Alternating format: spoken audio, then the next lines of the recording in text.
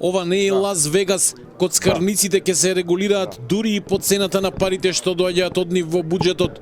Премиерот Христијан Мицкоски е решен да ги тргне казината најмалку 500 метри од училиштата.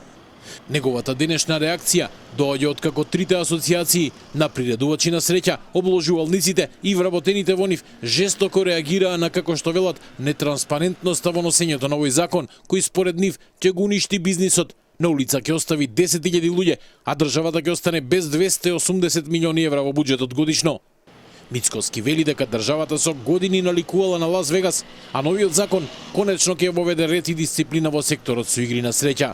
Во некои места, дури цели мала имаше по неколку казина такви, буквално не личеше тоа на ништо. Со овој закон, свесни за последиците, можеби за фискалниот ефект, но ние цениме дека со овој закон мора да се стави ред и дисциплина во игрите на среќа и дека не може државата да наликува на Лас Вегас. Мислам дека беше ултра транспарентен законот, беа повикани буквално сите засегнати страни да учествуваат во неговата изработка. Не мислам дека ќе има нелегални приредувања на игри на среќа и не мислам дека ќе се изгубат работни места. Жестоко ќе се спротивставиме на овој закон, реагира денеска Асоциацијата на спортски обложувалници АСОМ. Повторувајќи ги негативните последици кои според нив ќе ги предизвика овој закон, оттаму се сомневаат на политички интереси за новите законски измени.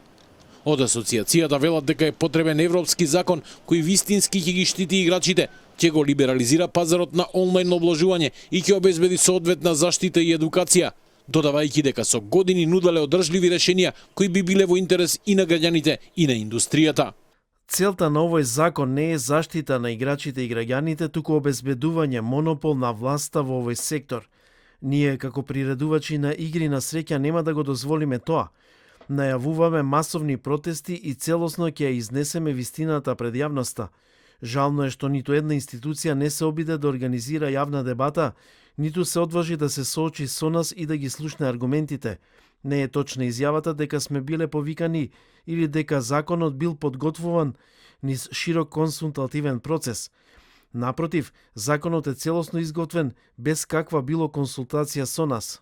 Предлог законот предвидува забрана за отворање објекти за игри на среќа на помалку од 500 метри од основни и средни училишта, ограничување на рекламите за игри на среќа и нови правила за нивното работење.